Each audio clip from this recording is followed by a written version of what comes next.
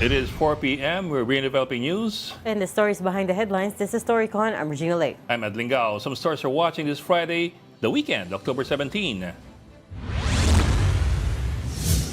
Public Works Undersecretary Aray Perez has submitted his irrevocable resignation amid allegations of links to contractors.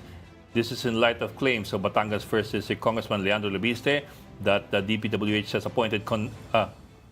appointed people connected to contractors.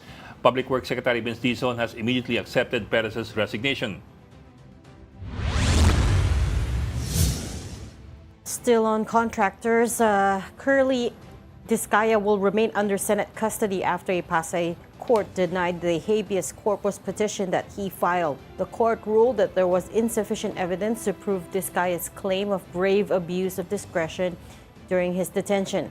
Discaya is reportedly planning to appeal the decision. Health Secretary Ted Herbosa visited the Independent Commission for Infrastructure this morning to discuss his ongoing investigation into unused super health centers. He reports that more than 300 centers are still inactive due to lack of electricity, water, or personnel. Herbosa vows to inspect all facilities and monitor service delivery. U.S. federal prosecutors in Miami have charged voting technology firm Smartmatic with money laundering and other crimes. That's over more than $1 million in bribes allegedly paid to Philippine election officials between 2015 and 2018. The payment supposedly secured a contract for the 2016 Philippine presidential elections, according to a new indictment filed in Florida. Smartmatic has denied all the allegations, claiming the case is politically motivated. The firm is also pursuing a separate defamation case against Fox News. And joining us today, wala pa rin si Tito Ral Llamas, pero kasama pa rin natin si Editor-in-Chief Aming Pamintuan. Uy, Hi everybody. Polka Hi, Happy Ami. weekend. Happy weekend. Happy weekend. Tama ba yan, Polka Dots? Polka dot. Aba. Polka dot. Raindrops keep falling on my I head. just, Kumanta pa siya. oo nga eh. At si Ami takes every chance to sing, which is good. I just realized parang camouflage ako against our backdrop.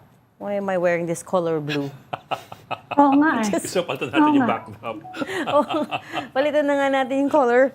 But, Ayan o, ayan. Okay na. O, lahat tayo blue. very May blue. white ako. Baka nandiyan sa inyo si Ronald, Ami. He's Baka sumama doon sa mga estudyante, nagrarally uli eh. Oh, may rally natin sa MIA. Friday. Di ba it's every Friday? Hindi kasi, baka lang Sa sakaling... UP, saka sa ano. Baka lang sakaling si Ronald ulit, nandyan sa inyo. Yung meron kayong lugar na parang may photo booth eh. May photo me. Oo nga. photo me. Wala ngayon.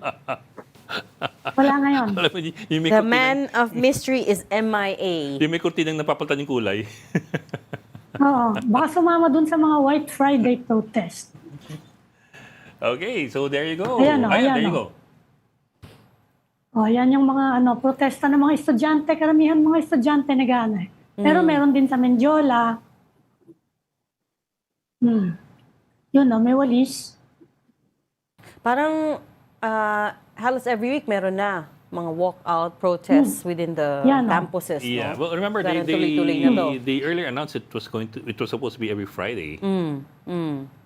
It seems it is being sustained at this point, di ba? Yung outrage is being sustained. Of course, leading up to November, was it 30th or 21st? November 30. 30, November Oh. 30, sorry. So, mahaba-haba yung may long weekend yung bata. May long weekend, di ba? Ano kung long weekend ba yun? Kung hindi siya pasok ng Friday, ikaw kasi. Hindi ka na makarelate, gano'n. Malayo na eh. It's been many, many years. Although, tanda mo nung panahon natin, pag nag-rally sa UP, mainit talaga. Talagang, sa bagay, iba yung sitwasyon nun eh. Medyo medyo violente nun kapag nagkaka-enkwentro yung mga nagrarally sa yung mga pulis eh. Tsaka nung panahon yun kasi, Diba? pag mag-rally ka, medyo delikado yung ginagawa mo. Kasi there's a significant portion of the population that's against what you're doing. Ito, I suppose naman ito, generally, a lot of people agree with protesting against Yeah. corruption. So actually, that could even be a danger. Baka it might become more of a trend than anything. Lalo nakikita natin sa ibang bansa. Nakita mo sa Madagascar kung ano nangyari. Sila pinaka-latest na nag-take over yung military, which is something we don't want. Although may mga kumakalat na ganyan, di ba? Yung civilian military junta na dinideny naman. Wish ko lang daw, sabi ng Malacanang. Ugi. Ami, so anong top story niyo for Friday? Puro mga, ayan, yung imbestigahan nga ng yung super health centers, 300 na, no? At saka may sinabi si Ombudsman Remulla. Well, actually, niya yung, sabi niya, iimbestigahan niya yung mga senador. Well, actually, we're waiting for his press conference to start. I think just before we went to air, naka-ready na eh. They announced a press conference, pero we're still waiting for it to start. So we'll carry that as soon as it's live. But also there's some developments on the investigation. Well, not the investigation per se, pero the lawyer of the Discayas has confirmed that hindi nila nagustuhan yung sinabi ni commissioner, one of the commissioners in the ICI. They didn't name who, but it's easy enough to guess. It's that it's Babe Singson. Hindi daw nagustuhan nitong si Sarah Discaya when Babe Singson commented, gave an interview to Karen Davila saying that they likely wouldn't qualify. I can't remember the exact wording, but they wouldn't qualify as state witnesses at this point. Yeah, Hindi sila yung least guilty kasi. But if you look at the rules on criminal procedure, the amended rules on criminal procedure, which is promulgated by the Supreme Court, nandun kasing, I think it's rule number 19, andun yung qualifiers or qualifications mo on how you can be or not be a state witness. And among the qualifiers is, number one, you cannot be hindi least guilty eh. You cannot most be guilty. You are not the most guilty. You are not the most guilty. That's the qualifier. Walang qualifier that you have to be the least guilty. The least guilty, which is two different things. Completely different things. Kasi you might be the least guilty kasi wala kang kaalam-alam. Eh di anong saysay mo sa testimonya? There's no point in getting you kung wala kang kaalam-alam. Apparently, they also took issue with the fact that, what was the other issue? Yung nakikita nila sa media, the coverage of the Discayas, and this lawyer said, at some point, question niya bakit sila lang daw yung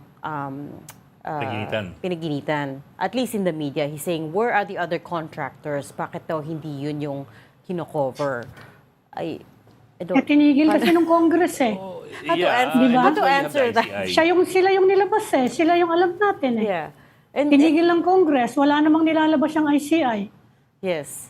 And kung may nakikita ba tayo na binabanggit sa ICI na investigation, why will we not report about it? Di ba? And the thing is kasi, binabanggit naman natin yung contractor na nag-contribute kay Senate President Cheese. Centerways Construction. Malaman natin yun eh, narinig natin yun eh. Wala na ako iba naririnig eh. Sige nga. Yeah. And I suppose the only time that you can complain about being picked on is pagtapos ng investigasyon at ikaw lang talaga yung pinaginitan. Hindi pa tapos I guess that is their sense. That is the sense. At least that's what the lawyer is trying that's true. Trying to frame this situation as, which is bakit sila lang yung pinaginitan ng media, ng public, ng investigators. Pero nga, hindi pa kasi tapos. Exactly. Pangalawa, sila yung nagpapa-interview. And also, a lot of the evidence ties back to them, right? Sila yung nag-drop ng list of congressmen and DPWH officials. They seem to be one of the biggest contractors. Remember, they had at least, 2 firms on the top 15 list, and there's at least 7 others that are being linked to them.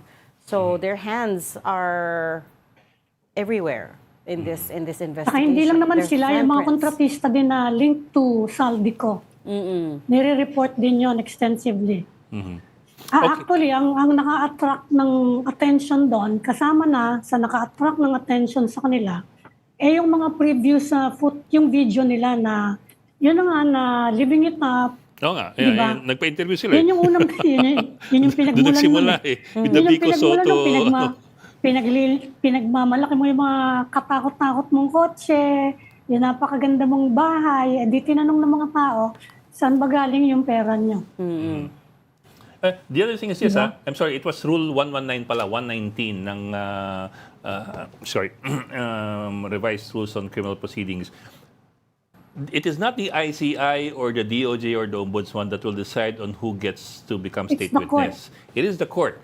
Perhaps on recommendation of the prosecutors, which may include the Ombudsman and the DOJ. Not necessarily yung ICI. ICI kasi will just recommend to DOJ and up the line. But in the end, it is the court that makes the decision on whether or not you qualify to be a state witness. Based on, yun nga, among other things, number one, you are not the most guilty. Number two, your testimony is critical in getting convictions. Ibig sabihin na kailangan yung testimonya mo. Kung hindi, kung wala yung testimonya mo, hindi uusad ang kaso. Number three, there is corroboration of your testimony from other sources. And number four, wala kang conviction prior conviction on moral turpitude. So may mga ganung qualifiers. The other big news this afternoon is si Yusek Aray Perez has resigned.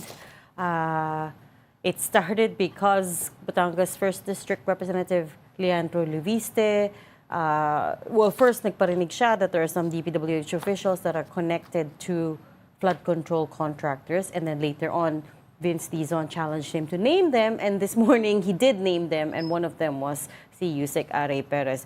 The interesting thing here is si Yusek Perez has just joined DPWH actually, and he was before that he was the president of Metro Pacific Tollways, one of our sister companies. So kakalipat lang niya ng DPWH. He used to work with Vince Dizon, I believe, sa BCDA.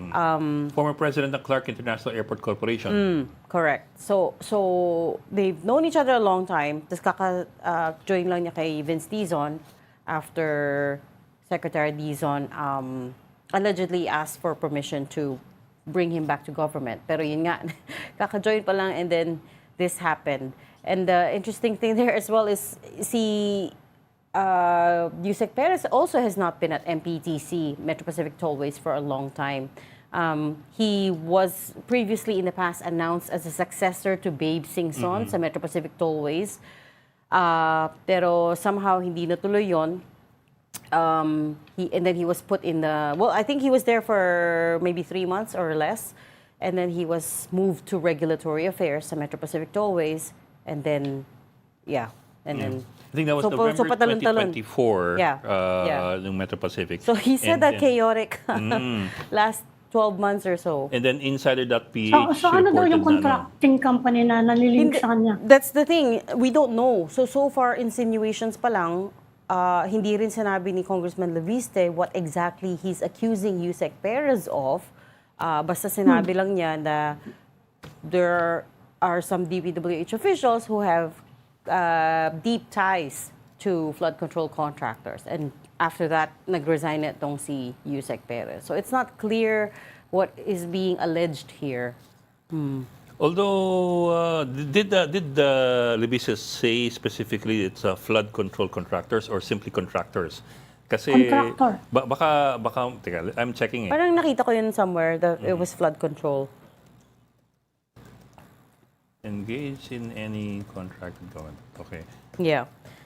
But in any case, Vince Dizon said the investigation will continue regardless if Yusek Perez has stepped down. Regardless of the fact that Yusek Perez has stepped down, I mean. I don't know how far. Not necessarily flood control, pero there are some contracts between Metro Pacific and the government, like the Cebu Cordova Bridge Project, Subic Clark-Tarlac Expressway. So baka in general terms, contractor lang. Maybe not necessarily flood control.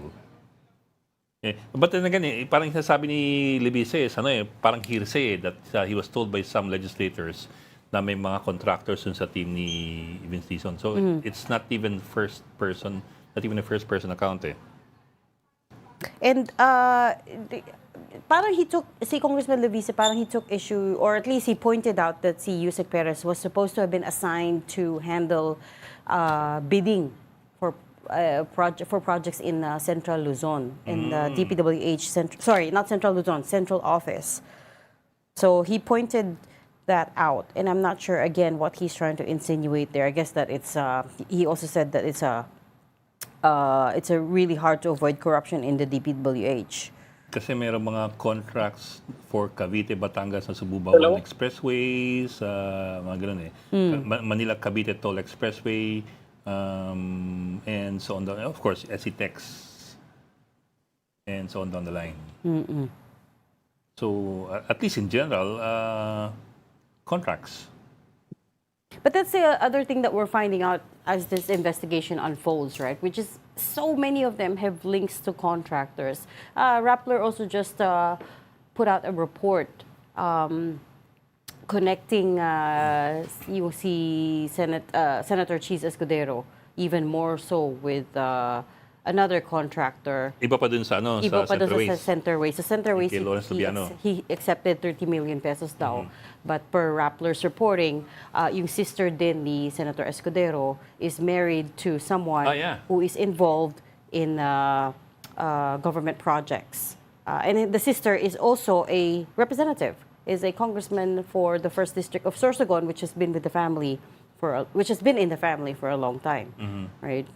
So, Actually, some people have also raised questions about Leviste's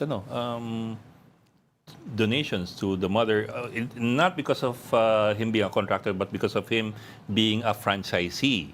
That's also included in Section 95 or Article 95 of the Omnibus Election Code. Yung mga prohibited donors, contractors, those given franchises of government, and so on down the line. Kasama doon yung Solar ng Bayan Corporation ni Leviste. I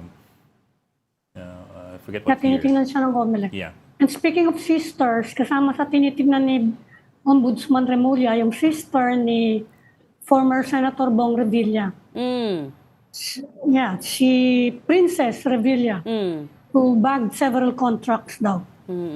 Yan, isa yon. Yan ang inaabangan natin ngayon, dyan sa press con. Kasi may mga binanggit siya mga senators na iimbestigahan. Kahapon, nabanggit na si Senator Bongo.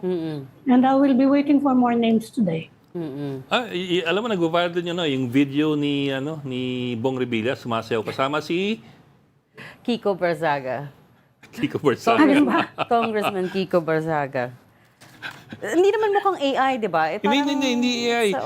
It's a real video. Ang nag-post siya din siya mismo. And then I was going through his social media account. Also for the May 2025 elections, he also endorsed Bong Revilla for the Senate. Bong Revilla and the Agimat party list of the Revillas.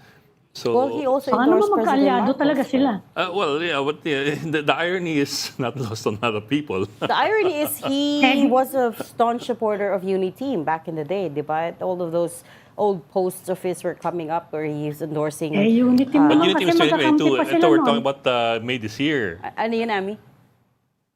Magkakakampi naman sila kasi noon Hanggang ngayon, yung iba dyan magkakaibigan pa actually. But ito, we're talking about May this year. And Alam September. nyo na, baka kampanya talaga yung campaign. Alam mo naman dito, pag kampanya, di ba, sayawan ng sayawan. And yung sayawan niya with Bong Revilla was in September. Sige nga. What was it like? Ako, kanta lang Ito, sumasayaw Baka mag-viral ka, Ed. Anyway, let's move on. Okay.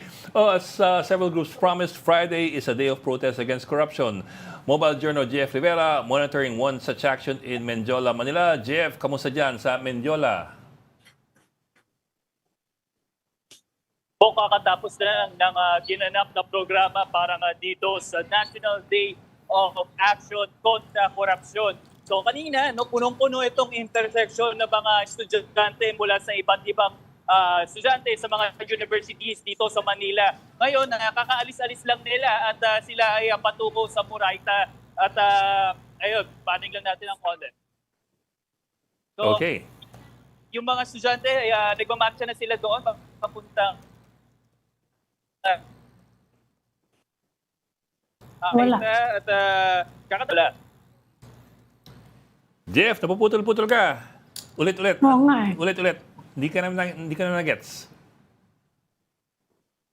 Hello, Bong. Okay, take 2. Okay.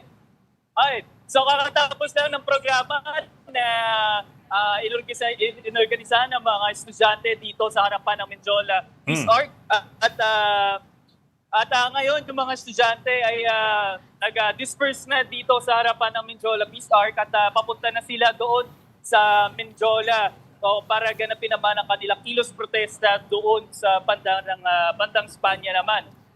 So iba't ibang estudyante mula sa mga universities ang lumahok dito sa ginanap na National Day of Action kontra Corruption. JF, karamihan ba sa schools dyan sa U-Belt sumama? Yung mga estudyante yan from, ang dami-daming eskwelahan dyan eh. Halos lahat ba sila represented dyan? Would you know? Yes, Abby. Lahat ng mga universities mula sa UBEL, sa TAP, pati sa Intramuros ay well represented dito sa ginanap na kilos protesta ngayong araw na to. So Manila Universities pala yan. Pero may pasok ngayon, hindi ba? May pasok sila ngayon. Yes, Abby, may pasok sila ngayon pero ang ginawa nga nila ay nag-walk out sila doon sa mga klase nila, no? Kanina, bago tayo papunta dito ay may mga nakita rin tayong nagkikilos protesta sa harapan mismo ng kanilang university, no? Doon sa Philippine National University, Philippine Normal University at doon sa Technological University of the Philippines. May mga estudyante din na nag-umpisa ng kilos protesta doon mismo sa harapan ng kanilang eskwelahan. Ay, ang TUP tsaka normal, di ba? Sa Ayala yan, Ayala Boulevard, yung papuntang, kung saan nagkagulo noong September 21. Wala namang gulo ngayon, no? Yes po, napakapayapa ngayon. Talagang nakikinig sila sa mga mensahe at sa mga panawagan, nakikisigaw sila sa mga panawagan at sinisigaw nila ang problema na nakikita nila ngayon sa ating bansa, lalong-lalo na sa korupsyon. Parang wala ako nakikita mga pulis. Nasaan yung mga pulis? Abi, yung mga pulis kasi nandoon sa likod ng barikada. Barricade, okay. Camera, baka andun sila sa likod ng may vapor na kasing hindarang dito. Kung matatandaan nyo, yung nangyari September 21 na rally dito sa Menjola, andun sila sa likod. Tapos meron din doon banda sa gitna na mga nakabarikada ring mga pulis para naman i-assist yung daloy ng trapiko. Sa ngayon, open na itong intersection na ito ng Ligarda Street, no? At kung papunta ka ng Ayala Bridge, no? Open na to. No? Kung kanina, sarado dahil sa ginaganap na programa ng mga estudyante dito sa harapan ng Menjola. Okay. Maraming salamat, Mobile Journal JF Rivera reporting live from Menjola, Manila. Thank you, Jeff. Kasama kaya mga teacher nila sa pag-walkout nila sa eskwelahan o ano? May sarili din yata yung mga teachers, di ba? Action eh. May sarili silang grupo. So hindi siya walkout. Bakit hindi siya walkout? Class activity. Walkout ng estudyante. Nung panahon kasi Ikaw namin, para ka lawyer eh. Nung panahon namin, pag walkout kayo, nagagalit mga professor nyo, then you defy them. And that's. But if they join you, hindi siya walkout. It's a class, Well, Class suspension. I mean, Parang- iba lang, may nuancing lang ba pag you're being threatened by authorities because you're joining a mass action versus yung halika sama-sama tayo. Medyo iba lang konti yun. This Anyway, is almost the same Ewan, argument. hindi namin mag-gets. Hindi natin mag-gets. Parang this is almost the Uy, same. kasama ka na. This is almost the Parang same wala yun. argument as, yes, I took money from contractors, but so did everyone else. No, of course not. Di ba? Layo. Mag-up na nga tayo. Naloko nyo kayo. You're watching Storycon on One News. We just need to take a very quick break. We'll be right back. Stay with us. This is the Story Conference Group or the Storycon Group.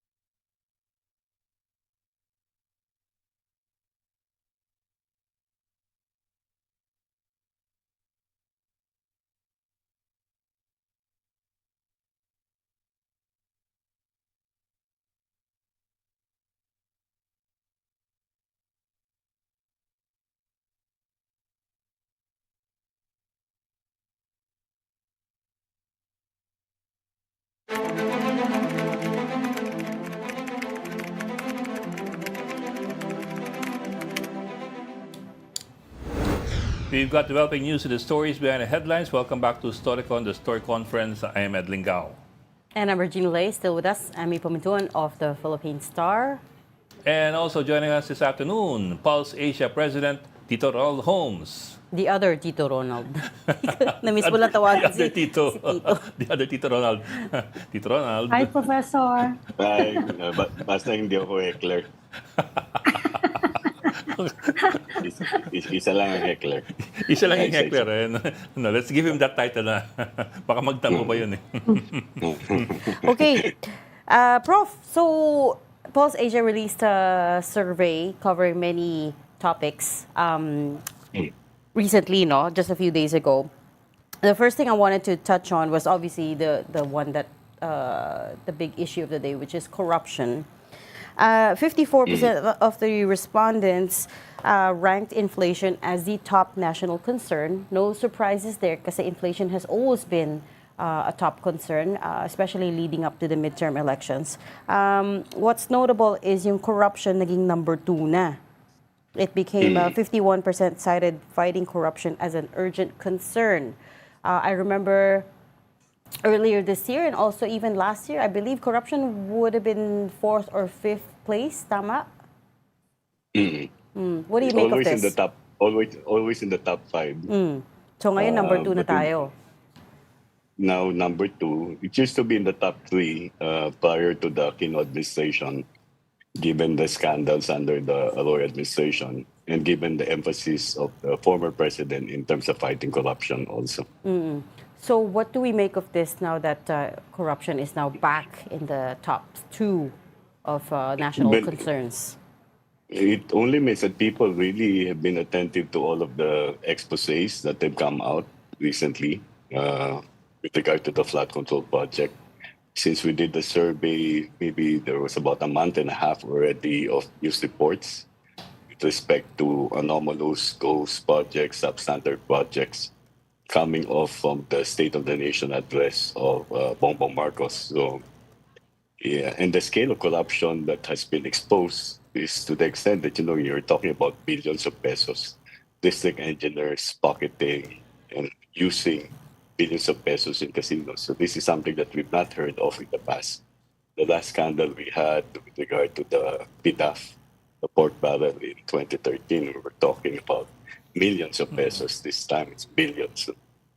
I remember that, sir, kasi yung 10 billion pesos ng pork barrel scam was already parang a Malaki na at breathtaking, that a breathtaking amount already at that time. Now we're looking at trillions possibly. Parang biglang lumiit yung pork barrel scam. Insertions of more than 142 billion. So this is all of those news reports eventually lead the public. One of the things that we found in the survey is essentially that, and this has not been done for quite some time, people really think that corruption is normal and corruption is pervasive. And then that's a problem. We have not even gotten to the other forms of corruption that have happened or that are happening at present. Professor, ang tinitingnan ngayon ng mga tao is the impact of this dismay of the people over corruption sa political climate natin. Kasi we're also looking at your surveys and the other pollsters. Pare-pareho mukhang may tama pareho yung dalawang pinakamalalaking kampo, no? Both the Marcoses and the Dutertes, pareho silang sa puli. Can you expound more on this? Tama, if you look at the performance ratings and trust ratings about the president and the vice president, you will see a pattern there. Essentially, that the president is not doing well in the Visayas Mindanao, but the vice president is also getting lower approval and trust in NCR and the balance of Luzon. So you have a geographic division. No? The only reason why the vice president's trust and performance or approval have not declined is largely because of the almost universal trust that she obtained in Mindanao. So there's this geographic polarization. I would not really call it polarization, but the tendency of people in Mindanao, maybe because they come from the same ethno-linguistic group and geographic area, to just simply show appreciation, approval, and trust towards the vice president. She's not safe from all of the accusations, of course. She refused to be held accountable for explaining the use of the confidential funds in 2023 also. So that kind of Actually, skews... hindi pa siya tinatamaan, ano? Hindi pa siya tinatamaan directly na itong scandal na to eh. Kaya, Hindi pa siya Hindi pa siya tinatamaan, Ami, but if we just simply trace back, during the latter part of 2024, when the Quadcom was going through hearings and the Good Governance Committee in the House was investigating the use of intelligence funds, that was the time that we saw her approval and trust dip. She was able to recover after the arrest of the former president, and that might be because of the narrative that they have woven with regard to the kidnapping and sympathy. And she has retained the trust and approval rating that she's had since March 2025. So she has been relieved of the pressure, essentially, because of these exposés, no? That are largely brought about, precipitated by a statement coming from the president with regard to flood control projects during the State of the Nation address. But also, sir, I suppose kasi whatever numbers we were talking about last year dun sa kanyang confidential funds, I'm talking about the VP, of course, they're obviously dwarfed by the amounts that we're seeing now, involving people who are nowhere near the rank of the president or the vice president, simple district engineers down the line. Diba? So that kind of, I suppose that... And the web is big. And it's getting bigger. So I'm wondering lang, of course, I don't know if you have any numbers on this, pero would the enormity of the flood control scandal basically shift attention away from the VPs? As you said nga kanina, nag-dip yung ratings ni VP because of the confidential funds issue. Eh. But would this new scandal shift the attention away from last year's big issue and therefore insulate her from further dips? Unfortunately, Bob, that's what has happened, no? Since March. Essentially, the attention has been diverted away from the impeachment, away from the use of the confidential funds, a series of events, and most especially given the enormity of the pilferage, no, or plunder of public funds that have been exposed related to the flood control, health centers, school buildings, farm-to-market roads. And I'm pretty sure that there will be other things that will come out. So, and it's not a question of the amount, no? Because if you cannot explain how you spent 125 million in 11 days, that to me is an important refusal to be held accountable for the misuse of public funds that the Vice President has to explain. And maybe that's one thing that has to be pursued by agencies in government. It's not just flood control projects, but also everyone else who has really abused their power. You're saying that should still be pursued, pero do you think that people would still be that interested? I get what you mean, sir. I get what you mean. Yeah, Pero I also get what you mean. You know, parang it's the pot calling the kettle black. Also, that's a problem here. You know, you're pursuing me for 125 million, but Yes, you're sir. a district engineer that has amassed about 1.4 billion in terms of casino and they can spend earnings. half a billion in one night. Well, Yeah, so more but than- it doesn't take out the responsibility of any public official in terms of really explaining why the funds that they have been allocated are not spent or how it was spent. No?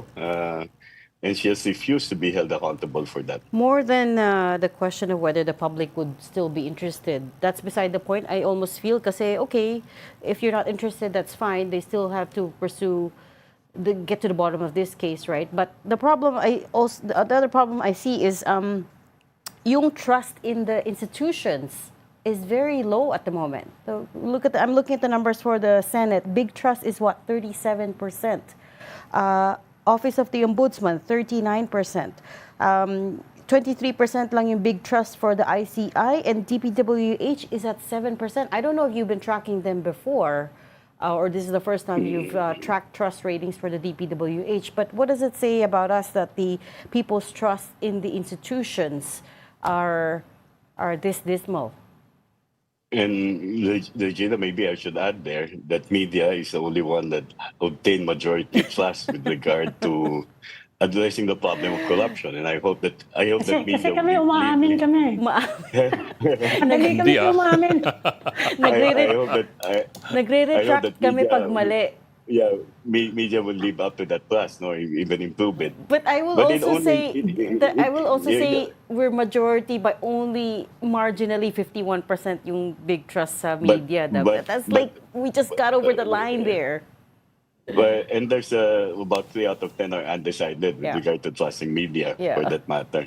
But what it points to is that when we ask this question regarding these institutions and their trustworthiness with regard to addressing the problem of corruption in flood control projects, it's specific to flood control projects. So we have not done this in the past. It only suggests that those that have investigated so far, there's ambivalence on the part of the population rather than trust. Because if you look at the Senate, 36% are undecided whether to trust or not. The House of Representatives, that's 40%. The Ombudsman, 43%.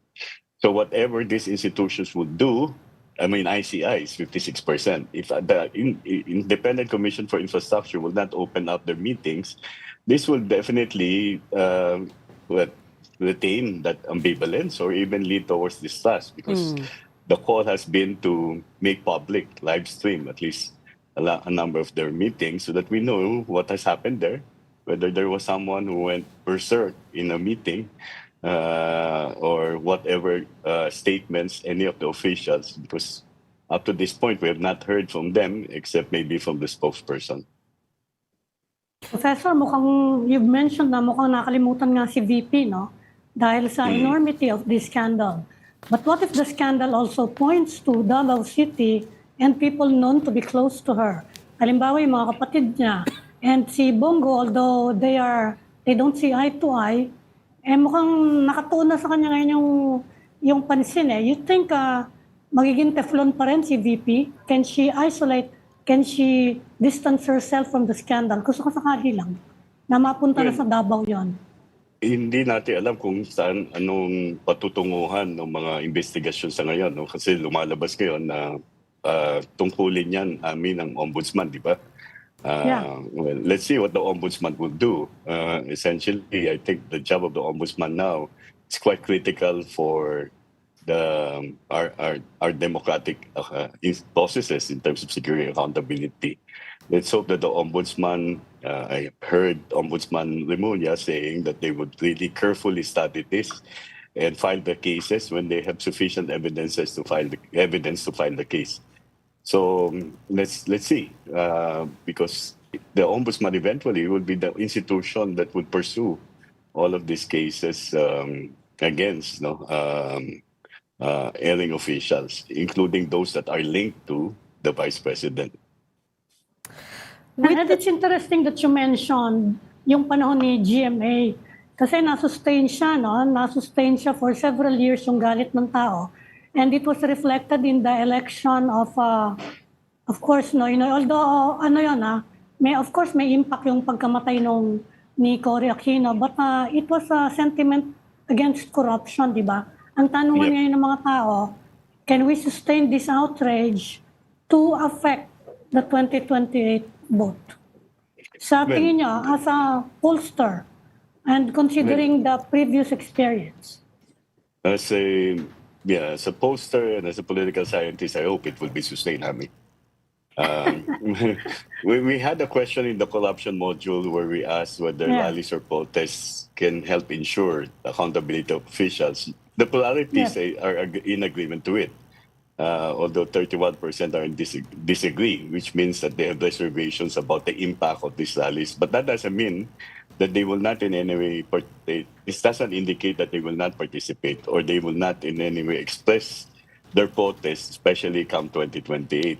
The thing here is that how do we make sure that all of these things that eventually reflect on the lack of that dishonesty on the part of a number of officials would eventually register in the ballot box in 2028. One of the striking things that we got in the survey was that 90% are saying that there's collusion. among executive, members of the executive, the legislature, and private contractors. You may even extend that, not just private contractors, even the private sector for that matter, with regard to other transactions involving government.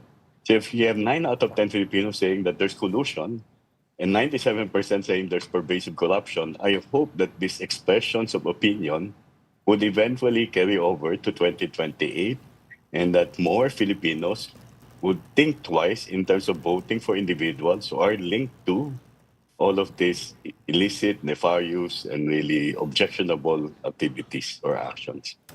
Pero sir, medyo madaya yung sagot niyo kasi when Ami asked you if we can sustain the outrage, ang sagot niyo, I hope so. I'm wondering if you have any data that may show trending. na Is it gaining momentum? Is it slowing down? Is it going to take root among voters? And Is there going to be a trigger? Kasi for example, sabi niyo kanina, one of the things that you found in the survey is that people think corruption is normal and pervasive. I don't know how you define normal or how people in the surveys define normal. Is it normal meaning na it's always happening, or is it normal na parang it's acceptable na? Is it normal na tipong we're resigned already to it, that it's going to be there all the time? Yun po. So what do you think? Well, hindi naman siya acceptable, no? It's just that they think that corruption is something that you will see, in the normal course of politics. Whether it's acceptable or not, definitely there are other indicators that people do not necessarily accept it. For example, when we ask them whether they think that the ones involved in these anomalous transactions will be punished, their aspiration or their hope, 7 out of 10, is that they will be punished. Now, Ed, in relation to your question, if they do not see anyone being punished, then that would definitely spark more outrage, right? As I mentioned in one interview, if you're cited in contempt in the House or the Senate, you will be put in detention. And some of them are put in detention in Pasay City Jail. If, for example, some of those who are accused eventually are found to be liable and are issued warrants of arrest, and they're not necessarily just small fish or fingerlings, I hope that the big fish would not be put in the PNP Custodial Center, but be put in the same Manila City Jail or Quezon City Jail. And that will testify to the sincerity of government. But Yes, of sir. course, that's a hope, Ed. And here, that's too much to wish for, given all of our Hope springs eternal talaga. given all of our history in terms of where people who were in power, were eventually placed when they were charged and arrested. Yes, sir. Pero sir, in line with that, there are so many times in our history, recent history, where we've seen so much outrage, and people actually were convicted and all that, but they were almost elected again as president. For example, Erap. He was number 2 in 2010. If not for Pinoy and Cory Aquino dying, he could have been the president all over again after being convicted of plunder. That's where the institution that is most trusted by majority of the individuals can definitely assist media in terms of sustaining. So it's our job. In terms of sustaining the report with regard to all of these things that people have to be remembering. Si Prof naman na binigyan pa tayo ng because trabaho. But Pero it's not just Professor, media. it's also because hindi sila napaparusahan eh. So people think okay na eh. They don't go to jail, they are pardoned. Kaya yun tatanong ko, paano kapag walang naparusahan dito? Will we see outrage fatigue? I call it outrage fatigue, and people will say, balik na lang, pare-pareho lang naman yung mga yan. Is there a big danger of that happening? I think that would be the risk that government will get into, because as I said, Ami, you have 70% thinking that the people who are liable should be punished. If no one is punished, and I think people are aware of who are the ones who have made the decisions here, they cannot escape the responsibility and say, no, it was just this other person who made the decision. It's just the Appropriations Committee chair. How can the leader of the lower house not know what the chair of a committee has done or is doing? So in that sense, there has to be they have to be answerable, no, for their actions, Prof? whether it's an act of omission or commission for that matter. Prof, sorry, we're running out of time, but I just have to ask you this. Coming back to the numbers for the institutions, 23% lang yung big trust for the ICI. At first, I thought, okay, maybe it's because it's a new body, people don't recognize it yet. Pero actually, yung awareness niya is 93% amongst your respondents. So the awareness is high, except the trust is low as an institution. And you already said that, okay, people want to see the hearings live stream, but is this the only reason that there's such little trust for the ICI as an independent commission? Or meron ba kayong more of a qualitative data around why people don't trust this institution? Well, the ICI, the majority opinion is more in terms of ambivalence. They cannot say if they trust or distrust the ICI. So that means it would really depend on what the ICI would do or has been doing. And hopefully, they do come up with live streaming of their meetings. It might improve the trust rating of the Independent Commission for Infrastructure. So you're saying, and then if they start charging people also, passing on the reports to the DOJ or the Ombudsman, then that would mean, as Ami pointed out, if yung parusa matagal pa yan pero yung ma-charge lang sila, ma-arresto lang sila, malagay lang sila sa kung saan dapat sila ang kinalalagyan. Siguro yun na yung panimula na maniniwala ang tao na pwedeng pagkatiwalaan ulit ang mga institusyon ng pamahalaan. wala masyadong bearing yung the people that were put in there? No, not so much, because it's really a question of what would be the indicator that they're doing their job, that they're pursuing people who should be held accountable for all of these corrupt activities.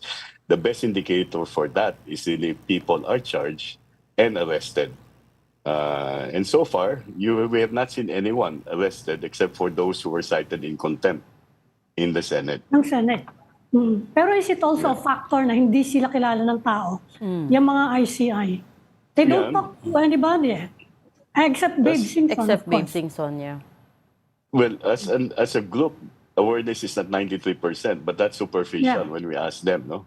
But of course, they will have to be, well, like the Ombudsman, for example, right now, the Ombudsman has been engaging in regular media interviews. I think the ICI should do the same. Maybe there should be more detailed reports about what they are going to do, rather than simply echoing what another agency has done. For example, the last time I listened to the ICI, they were just repeating what DPWH Secretary Vince Dizon said with regard to the number of those projects. So the redundancy is something that doesn't help the Independent Commission for Infrastructure. Can you repeat that, Prof? About the part about them needing to give more interviews, because honestly, it's very, very hard to get them. I mean, we've been trying. And as you said, it's not very transparent at this point. But we shall leave that there. Thank you so much for joining Storycon today, Ronald Holmes, Pulse Asia President. Thank you, sir. Thank you, sir. Thank you.